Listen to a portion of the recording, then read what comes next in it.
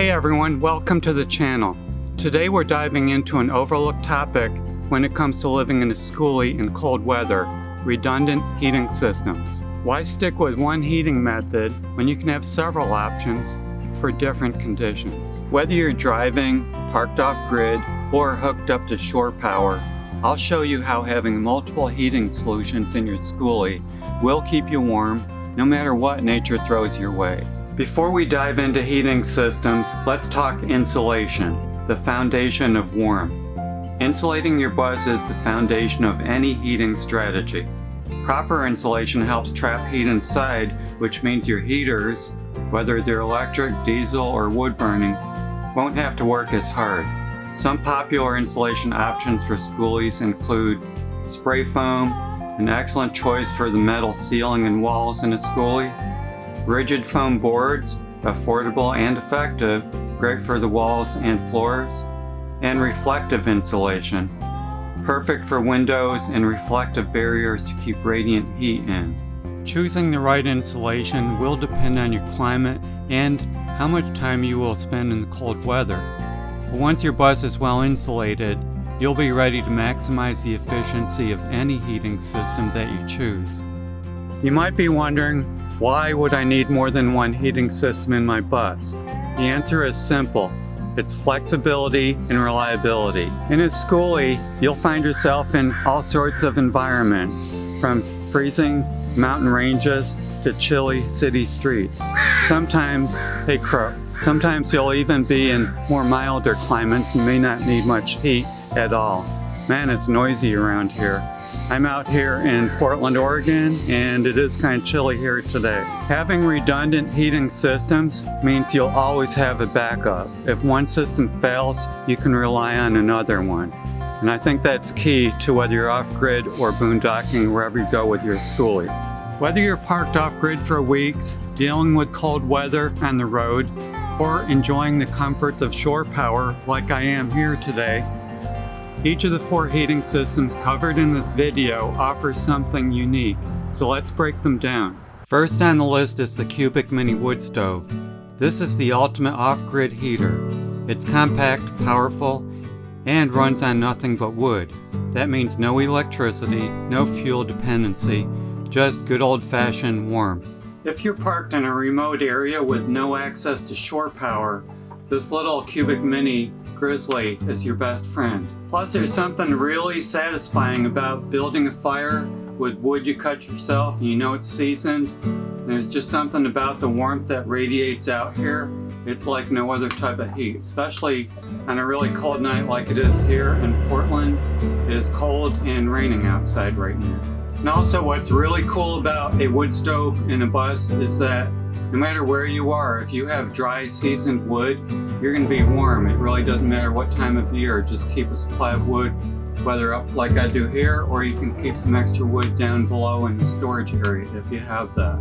So having these redundant heating systems, especially the wood, I don't really have to rely on running to town to buy diesel or propane, or worry about the solar panels really not kicking out enough electricity to run electric heaters, especially if I'm off-grid out at the ski resort.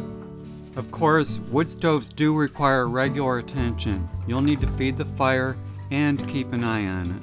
But for many, that's part of the charm.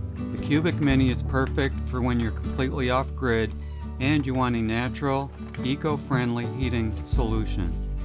The wood I'm burning here is dried, well-seasoned juniper from a ranch in the high desert region of Oregon. This wood stove requires short pieces, about 7 to 8 inches in length, and about 2 to 4 inches in width. Of course, skinnier for kindling for starting the fire. If you install a wood stove in your Skoolie, always follow the manufacturer's specifications for clearances from combustible surfaces. As you can see in this video, the stove is well shielded to prevent overheating surrounding walls and ceiling materials. Wood stove installation should be taken seriously, and a professional should be consulted if there's any doubt about the installation. This section of the stovepipe is double wall up to the ceiling, and then insulated triple wall pipe through the ceiling. The top of the pipe is also insulated triple wall, but it's a separate 12-inch section that is removable before traveling. Next on the list is the Minisplit system. This is one of the most versatile options out there because it provides both heating and cooling. In the winter, you can use it to heat your Skoolie quickly, and in the summer, it keeps you cool when things get heated up. Mini splits are super efficient and easy to control. The only catch is you need to be connected to shore power or have a strong battery bank, good solar system in order to run it for a long period of time. But once you've got the power, this system will keep you comfortable in almost any situation. Also, these systems are very convenient. They come with a remote and they're easy to adjust. It has different settings. They call it the mode, so whether you're cooling or heating or just blowing the fan, it's pretty simple. You can start the unit by pressing the start button, pointing at the unit, and it turns on or off. Now it's turning off, it closes, but if I hit it again, it will turn on. So the temperature is also reads on the side of the unit to the right. So they're really convenient at nighttime. If you don't want to get out of bed, you can set your temperature with the remote. Think of the Minisplit as your go-to when you're parked at campgrounds or have access to shore power. It's clean, efficient, and does all the heavy lifting for you. Next on the list is the diesel heater, an off-grid lifesaver. This heater can run off your bus's main fuel tank or a separately mounted plastic tank. So if you have access to diesel fuel, you'll have access to heat. It's super efficient and uses little fuel to keep things warm. So one of the best things about a diesel heater is its set it and forget it nature. Once installed, it's low maintenance and can run quietly in the background, keeping your space at a steady temperature. You can even control it with a thermostat, so there's no need to constantly adjust it. And because it's powered by diesel and uses very little electricity, you're covered when you're parked off-grid for extended periods of time. This is perfect for those times when you need reliable heat without worrying about electric power or wood. It can also be used in public areas where a wood stove would not be appropriate to use because of the wood smoke or possibly offending people in the neighborhood. It's a solid backup if your primary system fails or if you're out of wood for the wood stove. Because I have two of these diesel heaters, I have the one in the back that you see here, and I also have one in the forward section of the bus. I keep 10 gallons of diesel fuel on hand in cold weather. I have one for the back, which I'm taking out, and I have a funnel I made up with a flexible hose so I can take the top off the plastic container and put that in there, and I just tie a little rope on the top so it holds the funnel in place. And then I can safely pour the diesel in to fill up the plastic tank. I chose to keep the tanks for the diesel down underneath in the storage as opposed to up where we are living inside the bus, so in case there's a diesel spill we wouldn't have the smell of diesel inside our living spaces.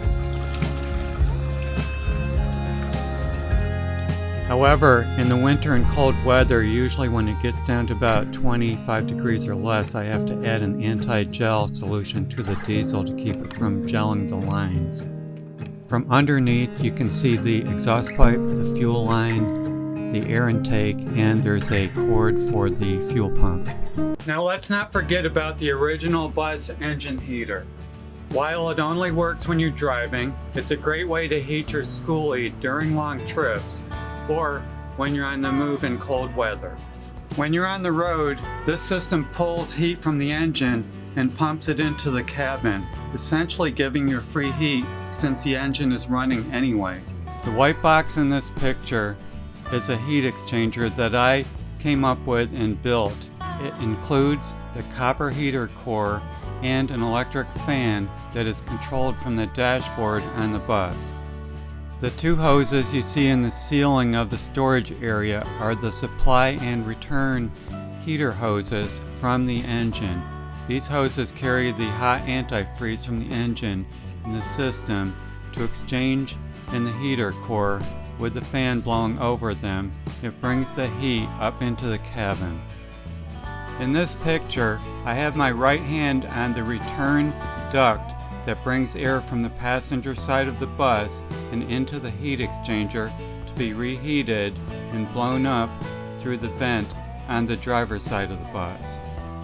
In this picture, my right hand is on the insulated metal ductwork that receives the heated air from the heat exchanger and then is blown up into the driver's side of the bus.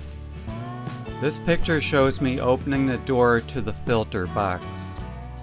I custom built this box to house a standard filter from Home Depot, and you can use a filter from just about any place. I'm sure they have them at Lowe's or any other hardware stores.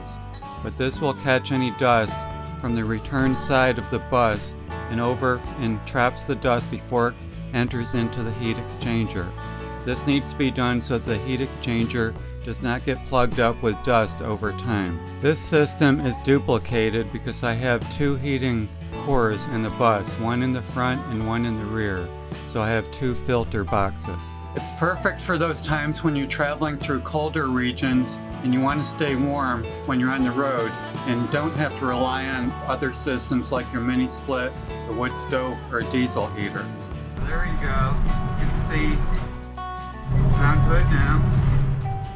It doesn't have to be winter for these high elevations to be cold while you're driving. The engine heater is the perfect choice for trips like these.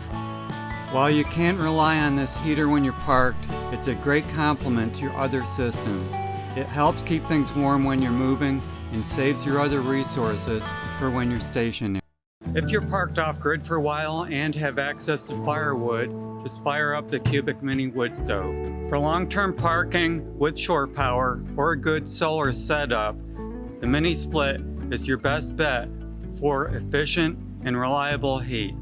If you're off-grid and don't want to rely on wood or power, then go with the diesel heater. It's efficient and it's reliable.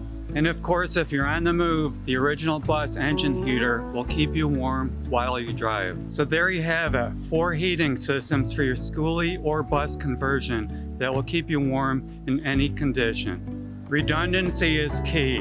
Having multiple options to heat your Skoolie means that you'll be warm no matter where your journey takes you. If you got value from this video, please remember to like, share, and subscribe. It helps get this video out to people who might also be interested in heating their Skoolie this winter.